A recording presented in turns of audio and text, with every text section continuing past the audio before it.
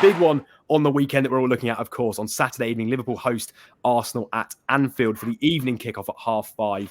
Paul, we'll come to you on your thoughts first. Do you think Arteta is going to prove that his side are, as Klopp once called them, mentality monsters? Do you think they're going to overcome that Anfield stumbling block?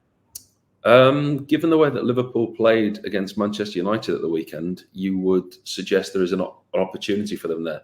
I've said to you before, Arsenal are different this year. I know they were good last year. They pushed City to a certain extent. They fell away at the end, as we all know. But this year, yes, they haven't had spectacular results, but they've won games late. They've stayed in games, and they've showed a different mentality in games. Seen them away from home at Everton a couple of months ago, and they were poor. Everton dominated the game in chances-wise. Arsenal dominated possession. They just couldn't find that key to the door. But this is a team that find a way. And this Arsenal side under Arteta now, they find a way. And that their recent results, I mean, the 2-0 home win you at this weekend against Brighton, you expect them to win. But away from home, I mean, we all laugh and say, oh, they won the Luton Cup the other week at Luton. But if you flip that to a positive for Arsenal, you look at the drive, the resilience, the backbone that team have got. I think they're a different animal to what they were last year. I think Declan Rice has been absolutely superb for them. And for the Premier League as a whole, we all talk about the Premier League. We love the Premier League. We have got the best product in the world, without a shadow of a doubt. And for the product, it's fantastic. We've now got a title race of 3, possibly 4 teams. Manchester City hit a huge bump in the road at the moment. They're in a place where they've never been before. And by the way, they're going to this World Club Championships. When they come back, they're going to be cut adrift further away than they have been for 4 or 5 years. So that's a different thing to talk about as well. But we have now got a huge title race. And the biggest game this weekend is Arsenal-Liverpool. But I just hope it doesn't disappoint like the Liverpool-Manchester United game. So often do we see fixtures, don't we? Liverpool, Man U, Arsenal, Man City. And you watch the game and it's a letdown. Man United went to Anfield and did a job on them. I don't think Arsenal do that. I think they'll play their own game. Wow, that's a really big prediction. I mean, Wayne, I want to come to you because I'm intrigued. I think one thing on social media, of course, that's been circling this fixture in particular is, of course, on Arsenal's All or Nothing series, where Arteta played the guys, you'll never walk alone, and then they went and lost 4-0, which, of course, was quite ironic given all the build-up. I was going to say, and then we can ask Paul as well. Do you think actually the atmosphere on Sunday against Man United, I don't think there was anything to be concerned about, was there? Because it was the flattest I can ever remember for a Liverpool-Man United match. And for any that's been talked about this week, and this is the late game at the weekend. It's under lights. Yeah. And the Anfield crowd are going to be hugely up for this, aren't they? They have to be because they were guilty of being complacent. I thought for the Man United game, just as Liverpool players were guilty of being complacent, and it felt like that noise around the fixture and the build-up. Liverpool were huge favourites, and the talk of repeating 7-0.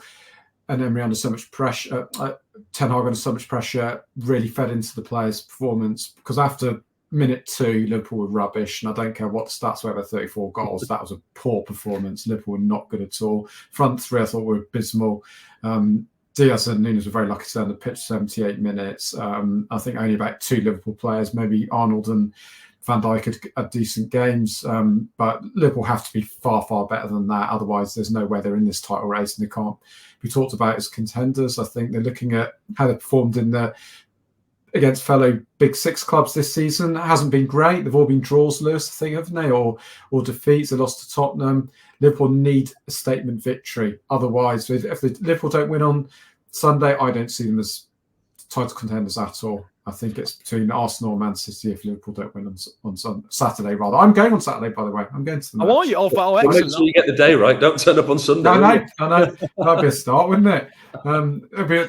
Why is it so quiet? I've been thinking. Yeah. So no, yeah, I'm looking forward to it. I think the Man United game was a total snooze fest. I really was a very, very boring game. And fair play to, and I think you've got to give credit to Manchester United. They turned up, they did a job, that they knew what they were going to do, and I think they played to their strength. They were there for the taking, though, Lewis. When they were. No. So that, but look at Onana in goal. He looked awful. He looked a mistake waiting to happen. Paul, why did Liverpool not just put in-swinging corners on top of his head? Why not? Why did they persist with out-swing corners for the whole match? That's a question I don't know. But what would you, if you're a goalkeeper, if you're him, and he was much worse on crosses than you, by the way, you were 100 times better. But why are they not putting crosses on his head? That's something that the scouting department look at, and it's something that I question why not. Because yes, it is a weakness of his. I was at the Burnley-Everton game at the weekend. Sean Dyche identified a weakness in James Trafford, the Burnley goalkeeper. Yeah. Every single set play. I mean, you won't get extended highlights on Match of the Day. It wasn't that good, but I was there. I watched the whole game. I saw. Yeah, I watched the game as well. More goals than Anfield, that's for sure. Every single set play, the 6-yard box was full, and the ball was delivered under the bar. Yeah. I mean, I've looked at the stats. I did a comparison between the two goalkeepers of Alisson and Onana before the game. I mean, Onana's come in, and the big thing for me is everybody looks back and says last season he playing for Inter, Champions League final, etc. He had one season at Inter Milan. He played 24 games for Inter Milan. That's it. Before that, he was at Ajax for a long time, played over 100 games for Ajax. But we've seen that in the Eredivisie. Look at the players that come out the Eredivisie. They struggle in the Premier League. Look at the ones that Manchester United have signed. And him, for me, he's not a better goalkeeper than David De Gea. He may think he's better with his feet, but because he's better with his feet, they use him to the detriment of the team because it goes backwards, sideways, and slows it down. Looking at the clean sheets, okay, he's joint top in clean sheets in the Premier League with 5. But me as a goalkeeper, I wouldn't judge myself on clean sheets because that's the team thing. You may get 2 or 3 that scream past you, you've got no chance. Goalkeeper's not judged on clean sheets. Sweeper keeper, which is what he was brought in to do, he's ranked 17th in the Premier League. He's had 3 interventions since he's come in. Saves, he's 5th on 57 saves. But all 3 of us have been making 57 saves playing for Man United the way they're playing. Jury's out on him, and he's not good enough to play for Manchester United the way that he's playing at the moment. And he's cost them too many points. Look at the mistakes he's made in the Champions League, at Bayern Munich, at Galatasaray. 15 conceded in 6 Champions League games. I mean, that says it all, doesn't it? And the one thing, coming back to Wayne's point about Liverpool being title contenders, I mean, my thought immediately is as soon as Mo Salah goes to AFCON, Liverpool are in big trouble. And I think Liverpool are quite fortunate, actually, that this fixture isn't during that window, because if it was, I do think that Arsenal would turn up and beat Liverpool. I really do. I'm not convinced by any means that Liverpool would win, but I think the Anfield crowd, they are the Copites, they're going to be up for it. It's going to be an excellent game. I just want goals. That's what I want. I want a cracking game. Do you know a big worry for me, Lewis, is the other forwards outside of Salah.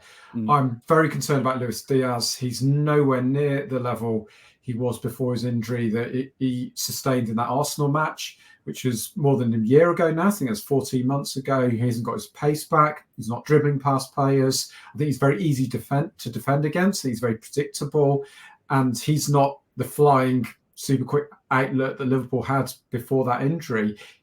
Why has he not got back to that level? He's been back playing for 9 months now.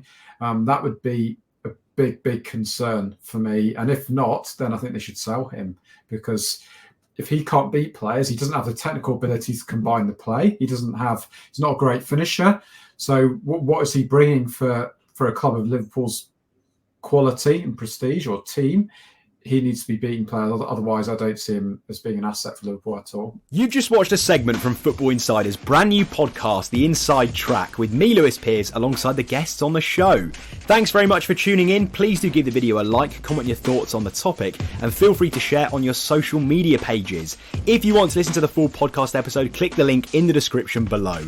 Keep your eyes peeled for plenty more content and exclusives here on The Inside Track.